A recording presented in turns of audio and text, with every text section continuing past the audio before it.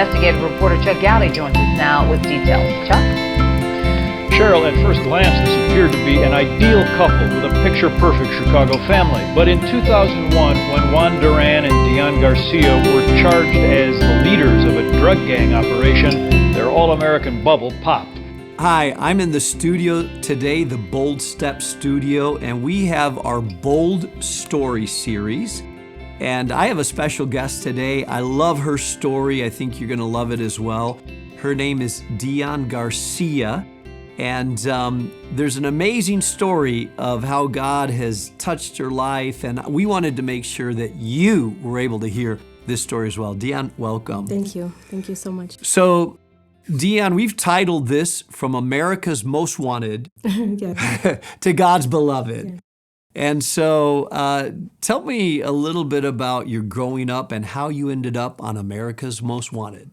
How I grew up, well, I want to say I have to go back to the root of my childhood, which I was brought up and raised by my grandfather, my maternal grandfather. My dad came into my life at the age of 14. Yeah. And by then I was already rebellious. I have to throw that in there. I was very rebellious. And my grandpa did the best that he could. I recall him, sending me to the Catholic church, communion, catechism. And still, I didn't know who Jesus was or religion was, or for that spirituality. I always say spirituality, my spiritual walk. But I came from a broken family and looking for love in the wrong places. Took me, and I want to say, to the streets of Chicago. From the relationships that I got involved with, the two men that fathered my children. I've never been married, but those relationships in the streets, as we called, when you're with someone, you're ride or die. And so I was that. I got involved in gangs for some time, then got out, and then, started drug dealing. Yeah. So what landed me on America's Most Wanted was back in 2000. I caught an indictment with the gang organization. Whether I'd been involved or not, just knowing their activities, again, with my children's father at the time, I was just as guilty. Yeah. Making the fast money, living that life. I never thought for 1 minute that, it would become a federal case. I just never thought I'd get caught, to be honest with you. Yeah, sometimes we think that, we're going to get away, and we're not. It's going to end somewhere. Yeah. I got arrested, and I was here at the MCC Chicago for about 2 weeks. I was released on bond. I was 8 months pregnant for my youngest daughter, which that pregnancy actually took a very big toll. She was born premature. At 5 months. She was 13 ounces.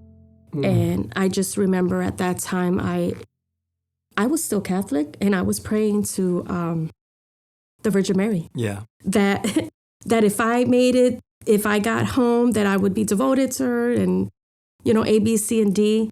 And again, my daughter was born premature, so... Now, were you pregnant and in prison, in the jail Yes, at the I was. time? Yeah, so you were 8 months pregnant in the prison, and your baby was born there. No. Mind you, it wasn't 8 months. I was pregnant, and then I released with her because of my pregnancy. They let me go home on a bond, a security bond, also property bond. So I was able to release. But during the time of having to meet with my attorney at that time, there was a lot of pressure. And mind you, I was harboring their dad while the government was still looking for him. Searching for him, yeah. Yes. So in the midst of harboring him and then carrying that pregnancy, plus I had 3 other children at the time, I think it took a toll on me, the stress level and whatnot. But moving forward, I ended up having her at 5 months. She was born March 6th of 2000. She was 2002. And I remember just looking at her and praying that if she would survive, I always say bargaining, and it's probably not the way to go about things, but I'm pretty sure I'm not the only one that bargains. God, we want to bargain with him, and that's not how it goes. But at the time, it was about my daughter surviving, and if she survived that I would not leave her sight. Yeah. Of course, with premature children, we don't know if they're going to have development issues, deaf, handicap. She made it. At 5 months, I had her at 13 ounces. Oh. 13 ounces. Yeah. So another situation that came up is that once she got to the weight of 2 pounds, she was in need of a surgery. Her life was in my hands to decide, do I go through with the surgery or not? Still, I was out on pretrial. Their dad couldn't be there. I was harboring him. She made it through that. She made it through that. And, now that she's older and my children know our story, I've never kept anything from them, never. But for a long time, she blamed herself on my decision to flee. Because when I mentioned that I had prayed that if she survived, that I would not leave her sight, if it meant whatever. But she's actually who gave me that courage. And it might not sound right that I broke the law again, but she gave me the courage to say, I'm not going to leave her or my other children. And at the time, if they wanted me, they got to come and find me. So you and your husband you and the father of your children had a warrant out for your arrest, and so you fled Chicago. Right? The warrant wasn't issued for me up until when I finally fled, because I was actually arraigned to turn myself in, I think September of 2002. So mind you, between those months, I was at my daughter's side, in hospitals and ventilators and, taking milk and whatnot. But having to decide, and of course I was communicated with him.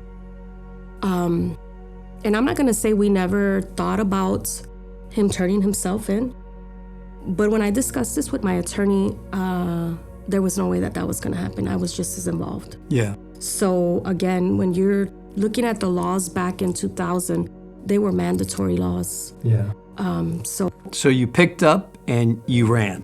Your daughter was okay, and you decided. My daughter didn't even reach not even 5 pounds, and I packed 2 big, large military bags, probably with maybe a change of clothes for each child of 5 outfits, 2 boxes of Similac, 2 boxes of 250 diapers, and I was gone. With all 4 children. With all 4 children. And I never looked back. So you left Chicago. There's a warrant for your arrest, you and the father of your children. With your children, you go to Mexico. You're there for 10 years. And then suddenly, tell me what happens that landed you both in prison and on America's Most Wanted. Well, I have to mention that, even life in Mexico with my children, as I look back, were the greatest. They were the greatest. But I found myself falling to my knees several times. I wasn't communicated with family. I was not. My children were having birthdays at schools, with the neighbors. There was no grandma. There was no grandpas. There was no, friends. There was no family. Yeah. We MIA, and that was it. So I found myself several times on my knees. I did go to church out there. I became a Christian out in Mexico. And I remember one particular moment when I was at church, that the pastor was praying, and in Spanish, he mentioned, he's like, there is somebody here right now, and he was speaking to me. He's like, you're going through something and you're running from somewhere, and God is saying he's with you, and so I heard his voice all the time. I heard it. But again, I found myself always, for several times, I got on my knees, I was tired. I didn't know where my life was going to go. And many times I wanted to turn myself in. But when I looked over at my children, I just couldn't. I couldn't leave them, and I didn't know how long I was going to face if I turned myself in. Well, somewhere along the way, I want to say my grandpa who raised me passed away. And so that's where the heat turned up, because I do recall now when I was extradited back, and then I reached out to family members. Obviously, phones still existed, the landlines. So I was able to pick up the phone when I was held at Mexicali, I want to say? Yeah. Mexicali. Yeah. And so I was able to get through. So family started to await my extradition back to Chicago. But again, praying that I was tired helped me. He helped me. He heard my prayer. Yeah. It was a weight lifted off when I got arrested. A big weight lifted off. I'm who you're looking for. Now, was part of that because you appeared on America's Most Wanted and someone identified you, saw you? Yes. So I want to say when my grandpa passed away, as I found out afterwards, they aired me on America's Most Wanted, January of 23 of 2007. So obviously I wasn't at the wake. I found out afterwards the marshals did attend to look for me there. I was his daughter. My grandpa was my dad. I was his daughter. So they probably assumed that I was going to attend the funeral. And since I didn't, that was the day they aired me on America's Most Wanted. That's what it was. It was already, there was no leads. I mean, a decade had passed. And so they aired me on 15 Seconds of Shame. And I recall that moment I was cooking. And one of my, for some reason, and I would always tell him, why are you watching that show? Like, why? And sure enough, have you seen Dionne Garcia? 15 Seconds of Shame, I came out, and one of my daughters tugged at me and said, Mommy, is that you? And my life, right there, I knew that it was getting close. Yeah. We always lived on the words of, we're living on borrowed time. We would tell our children that. We are living on borrowed time. And the borrowed time was coming to an end. So you come before the judge, and the judge gives you how many years in prison? He sentenced me to 16 years, 8 months. 16 years in prison. And you were how old when you were sentenced? At 33. 33, you get 16 years in prison, 4 children left on the outside. 5 children. Left on the outside from Chicago. It must have been like your world is falling apart. I found out because I started doing bold steps, and I get a letter from a woman named Dionne in prison. Yes. And I read the letter. My heart went out because I felt like in the letter you told me that you grew up in Chicago, you were in prison, your kids were outside, but that you and other women would gather on the radio and listen to the Bold Steps program. And in the first letter you told me, you said, and when I get out and go back to Chicago, I'm going to visit your church. Yes. Yeah. So I got the letter and read it and thought, wow, this woman's from Chicago, and it really touched my heart. And but tell me how you ended up listening to Bold Steps. I always had quiet time moments where I would go into my cell. At that time, I was at Greenville camp, and they were cubicles. So I had my hours of when I would listen in on the broadcast, living on the edge. Charles Stanley, Tony Evans, several stations that would come up. On this particular day was a Saturday, and it was raining outside. And I remember I tuned in, and I heard, "Are you stuck? Are you in a burning bush?" Because if you're stuck, there's a reason why you're there, and what are you going to do about it? Like, why haven't you moved from there? And it was just, I want to say it was a commercial break during Bold Steps weekend, because it was a Saturday. Okay. And I listened, and I love Moses. I love Moses and I love the book of Exodus.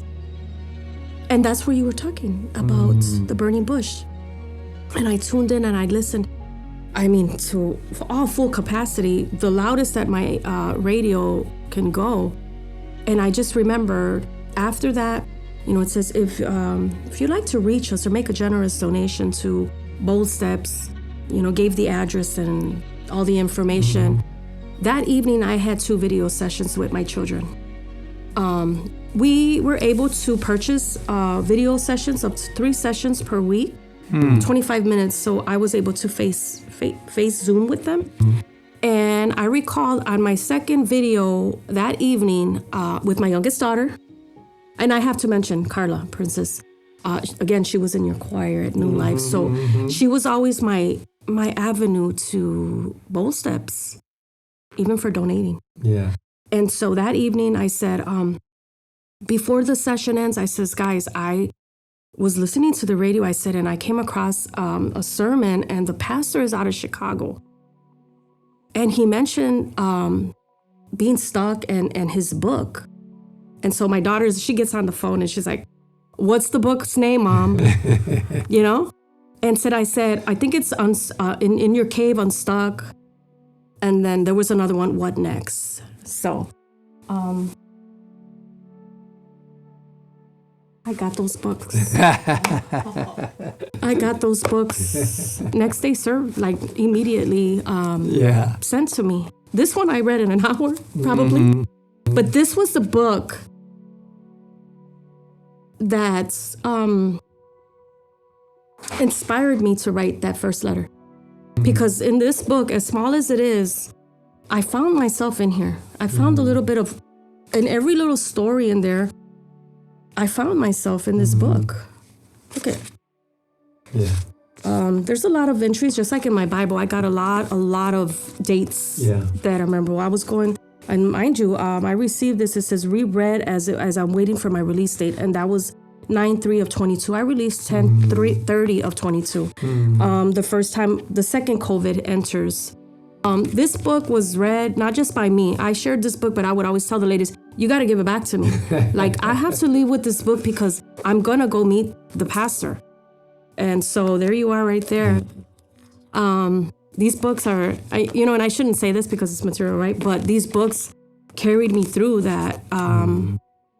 I knew that when I wrote the first letter and I said, I'm going to go to I'm going to go meet you personally. So what it was is that I decided what was the best way for me to be able to congregate and have a relationship with my pastor from prison, because you were ministering to me. And that was to stay in tune through your sermons. And that's where Bold Steps comes in. The very second letter I received was a letter that said, hey, I reached out to my kids, talked to my daughters, let them know I'm listening to this radio program by a pastor named Mark Jobe. And they said, Mom, we know Mark Jobe. We go to his church. Yes, we know Mark. So, and that's correct. I had already heard the name Mark Jobe back in 2010 when I got actually extradited back to the United States. And so I really didn't pay no mind at the time. But I am so grateful that through my children's father's mother, which is their grandmother, she was already taking them to new life. She had knew you. She had mentioned, I have a great pastor, would be nice. He's been praying for you. She would always tell us that she was bringing a prayer request to you. Yeah. But what really shocked me the day that I asked for these books was that, again, my daughter was like, Mom, that's our pastor. I just got baptized there. And then the other one said, I'm in his choir. I've been in his choir for a year. Yeah. No way. No way. So the divine connection. Yeah. And I knew immediately, this is going to be the church where I'm going to go to. Yeah. This pastor needs to know, not just the pastor, but Bold Steps, the radio broadcast. You come across a lot of different Christian stations, but when you connect with one that's out of your home state, it's like they're walking it with you. You have a sense of belonging. Yeah. And that's what this broadcast did for me. From the minute that I heard your first sermon, I started to inventory every sermon. Every sermon. So they became what helped. This is probably they became what helped me to minister to the ladies in gathering every morning. Mornings with Jobe. Mornings with Pastor Jobe. And they helped in the Bible studies. If I started a group, see Bold Steps. Yeah. Monday. Yeah. God of Second Chances, Bold Steps Radio. And so you would sit and listen to the radio program, take notes. Yes. And then I would study it on my own. And then in the evening, every evening we had a women's group. And so then I was doing that at first, sharing. Yeah. And then I thought, when I would share with the ladies, as we gathered, I asked them, I said, would any of you be interested in gathering in the morning and tuning into Bold Steps with me? And then you're listening and you're getting the message as you receive your message. And that's what we started doing. But each and every, I probably got about 50 composition books. You do a lot. But these are your sermons here. Yeah. These are Bold Steps live radio. All of them that I was taking till the day that I left. Yeah. So it was a beautiful story to me to hear that mom's in prison, but unbeknownst to you, their grandmother had been taking them to church, and a couple of them got baptized, came to Christ. And then one Sunday after service, I finished preaching, and I saw this big smile, very excited lady with a bunch of kids around them. And she said, "I'm Dionne." And it took me a little while to remember, like, Dionne, I've written you some letters. And it was a powerful moment to see. You told me they had released you early. You'd gotten out of prison early. And there you were with your kids, the grandmother, and the family. And I thought, what a powerful story of redemption. Yes. And Dionne, I know that you have been like anybody coming out of prison, getting reintegrated. You were then put in a sort of reintegration house where you discovered that your caseworker actually had a Bold Steps connection as well. Tell us about that. So I released in prison on November 30th of 22. A week later, I had to meet with my case manager. Her name is Ebelise Sanchez. And in order to be able to move out from the Salvation Army Pathways Residential Center, you have to have passes. So we were able to have passes of 4 hours during the week, 1 4-hour pass. And then I had 2 weekend passes, 7 hours. My Sunday pass was my religious pass. And that first week when she had to schedule my passes, she asked me, you are able to have 1 religious pass? Do you know what church do you want to go to? And I said, yes. I said, New Life. It's located, and I gave her the address. And she says, is this a church that you're familiar with, or do you? I said, yeah. I said, well, can I just tell you real quick? So she was all for listening. And I said, this pastor is, he's a pastor to this church, but I also was listening to him on the radio broadcast out of Bold Steps. She said, wait a minute. That's what she said. Wait a minute. And I said, his name is Mark Jobe. She says, hold on 1 second. And she got on the phone and she called her husband. She says, Mark knows you as who? And I says, Dionne Garcia, the woman in Greenville with the 16-year sentence that was ministering inside. She got on the phone, put it on speaker. She says, you're never going to believe who I have in my office. And she called her husband. And it was, as soon as she made that call, just to let it be known that I was her caseload, we had a connection that was outside of just being her caseload. Yeah.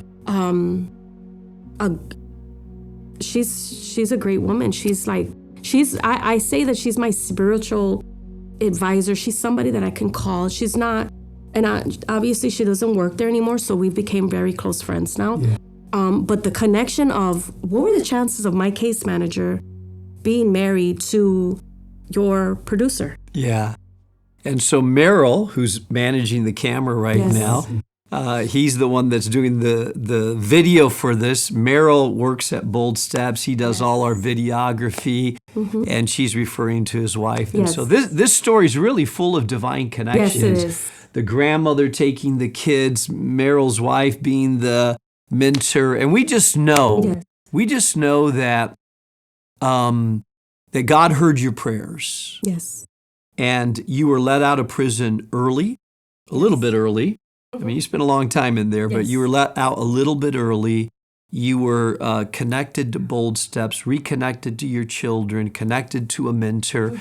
And I just thought our Bold Step listeners need to hear that story, because it's a story of there are people right now that may be in the midst of a dark hole. Maybe it's not prison, Dionne, but maybe it's their own valley or dark hole, and they don't see hope into the future. What would you like to say to that person? Maybe they are in prison, but maybe they're in a prison of a different kind and don't see a way forward. What would you like to tell that person? Well, like for myself, maybe we all come across a point in our life where we just don't believe that God even exists. A lot of doubts. But when I tell you, when you call out to Him in your deepest, darkest moments, He will answer. He might not answer to you right there that moment and give you what you want, but He's going to answer at His timing, and His timing is always right. For me, and I hate to say that I bargained with God so many times. I mean, I was in the segregation unit several times as well. Having to survive in prison wasn't easy. You know, you're locked up with all kind of different people. But just the violence in there, to be able to get through each and every day. And at first, I was that type of person. And I recall in one of my moments while I was in the SHU, as they call it, you know, I said, what am I doing? I was sentenced to these years and I'm keeping myself here longer. I'm not doing anything to change. I asked for a Bible and they didn't have any Bibles. There was no Bibles. Like the prison, it's very rare you find a Bible in prison. They've taken them all off. But they gave me 1 hour of rec time, and I went to use that 1 hour to get on the law library computer. And at that moment, I came across a section where it says, free resources and whatnot. And I came across Prison Project, free Bibles and correspondence. So I wrote them. I needed a Bible. I got that Bible still as well. I needed a Bible, but that Bible, it was there when I received that Bible. I hit the ground in that deep, dark cell, and I was like, Lord, if you exist, just help me. I wanna know your word. I wanna be able to understand the Bible more than anything. A lot of people will not touch the Bible because they don't understand it. Or they fear that the minute that you open it, you gotta be this perfect person. No, what I found was when I opened up that Bible, it was healing me, but it was teaching me at my understanding. Because I asked that, help me to understand, help me to be able to understand your word, but speak to me. And in those dark places, there was a lot of dark places, in my own state of mind, that mental state that a lot of people struggle with mental state issues, and that is an imprisonment as well. I didn't want to listen. He put people, he put books, he put, mail in my hands that, I didn't pay no mind to. If I'd have listened back then to the very first time God was speaking to me through someone or a book, I probably wouldn't have had to gone through where I went through. I call it my wilderness, just like Moses, the 40 years of going around and around. I stayed in prison for 12 years. In the same place, in that burning bush, stuck, until I learned to listen to his voice, Samuel. Lord, I'm here, I'm listening. It's great. But just to be able to say yes, don't turn away when somebody is trying to reach out to you and talk to you and tell you, because that is him. He's calling you, no matter where you're at. When I look back at my life, I was a drug dealer. I was in the streets of Chicago. I was a gang member, a fugitive. a prisoner. I was everything that a lot of the stories in the Bibles that I've read. And this is my story today. If it was to be written in the now, right now, somebody would be reading this and you would relate to me. Relate to me. And my most desire was that I would see, and I never thought that I would see the day that I would be here today. If this is the way that I have to witness and reach out to someone, listen to his voice. Tune in on the radio broadcast. Don't flip this. Don't just run over the radio broadcast. Listen to it. Yeah. If somebody takes you that message, listen. It's all about listening and establishing that relationship with him. Where you're at, he will meet you. Till this day, I was struggling with my identity because for a long time, I wasn't Dionne Garcia. While I was on the run, I was Diana Veronica. So I went from Diana Veronica to back 10 years later, I became a number, and then Garcia, and then Miss Garcia, Sister Garcia, and now I'm home. Yes, my name is Dionne Garcia. The image and what you will find on Google, if you Google me, is all what I was, who I was then. But I found my new identity in Christ, and I am his beloved. Amen. I tend to say, and I had several different groups in prison. My cleaning crew was the God Squad. My alley that I lived on in prison, and I found so much favor there. My counselor, the alley that I lived on, they had to get approved if you were going to be walking right and wanted to get into the prayer circle, the Jericho walk, the Bible studies. You would live on that alley. Otherwise, we didn't want anybody else if you weren't going to try to walk spiritually. So there was a lot of different identities. But today I'm like America's Most Wanted. No. God's beloved. Amen. And Dionne, you know what we want to do symbolically?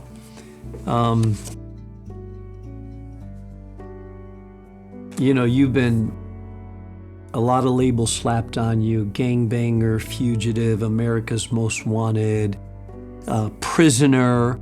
And while you were in prison, you were referred to by a number. You were a number. I was a number. You were a number.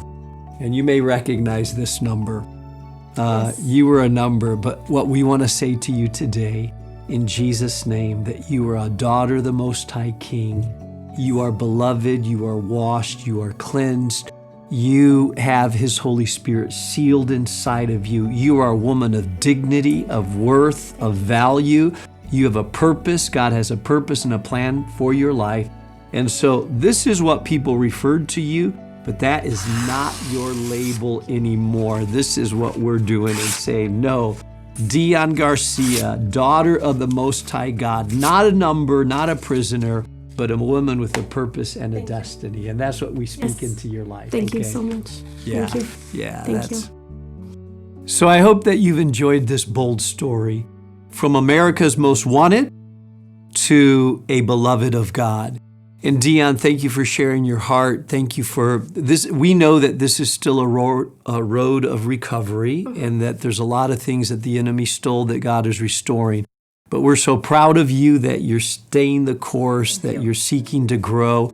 And I hope that if you're listening, and maybe you're in a dark place right now, maybe it's not a physical prison, but maybe it's a place that you feel like it's a prison. I hope that you received encouragement and inspiration from Dionne's story, that no matter where you're at, what place you're at, that God has a purpose and a redemptive plan for your life. So do not give up. God bless you. So lastly, I just want to close in saying thank you. Thank you for listening to my story.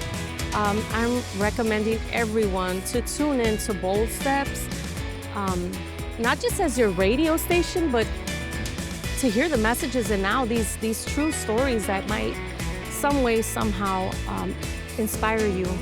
And that's what I hope that my story has done. Thank you. Bye.